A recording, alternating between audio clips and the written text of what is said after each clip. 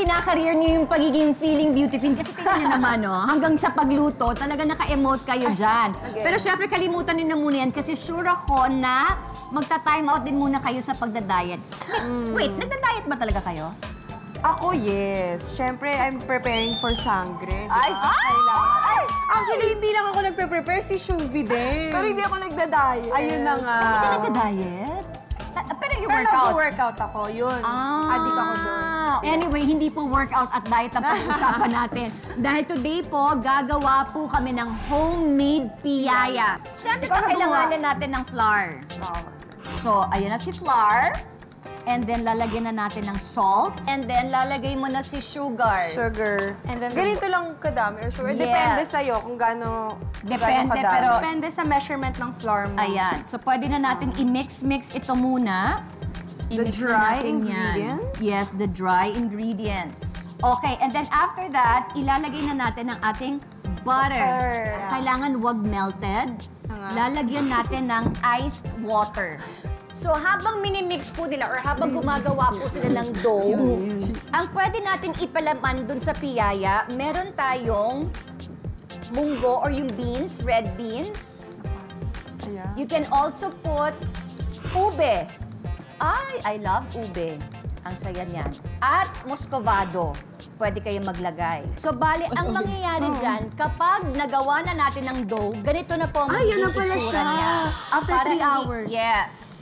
Because like I said, mahirap talagang gumawa ng, medyo, hindi naman mahirap, pero medyo matagal po kasi talagang gumawa ng dough. Saka mas mabilis siya pagkamayin. Yes. Kinakamay na nga po ng Maring Faith dito, mga kapuso. Yung kailangan masama-sahin nyo lang. Minamasa-masahe.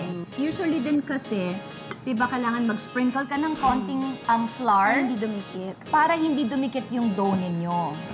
Ang gagawin natin, pwede ka nang mag-scoop-scoop. Okay, so ngayon, lagyan na natin ng palaman. Ay, lalagyan muna ng Lalagyan filling. muna natin siya ng filling sa loob. So medyo bulat-latin nyo lang ng konti yung dough. Ayan. Sige, ikaw sa ganyan, ako sa ube. Sige, Okay. sige. And then, pag nalagyan nyo na, i-close nyo lang siya. And then, after that, kapag nalagyan nyo na ng palaman, ipa-flatten na natin siya. Ayan, okay, so painitin na natin ang ating kalan. Pag na-flatten na po natin, katulad ng ginawa ni Faith, lagyan natin ng konting, budburan natin siya ng sesame seeds. Ayan. Then, paiinitin na natin siya. Parang patutustahin na natin siya. Lagyan na natin siya. Medyo tutusta-tustahin lang natin siya. Naku, eto na guys. This is it. Yan, eto na, eto na. Ito na ang ginawa ninyong homemade piyaya na merong ube, muscovado, at Munggo. yes. Ayan, tawagin na natin sila. Come on, Beshi! mga Beshi! Ay, Beshi! Sorry, Beshi! Mauna na kayo, tikman nyo na yung ginawa nilang piyaya. Oh guys, let's try the Ayan, gawin na natin piyaya. sa kanila. Ang sarap! Ay, wow! Nag-try na kayo, hindi ba kayo nag-cheers?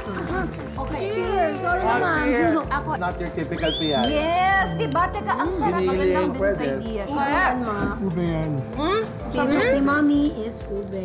Anyway, naku mga happy tips, happy nanays, gawin niyo po itong homemade piyaya. Promise. Yes, super Talagang good. ang sarap niya. At eto na, sa pagbabalik namin, ako, malalaman na natin kung sino ba sa dalawang Beauty and the Besh pairs natin ang mag-uuwi ng corona today. Kaya naman, abangan yan sa pagpapatuloy ng Beauty and the Besh sa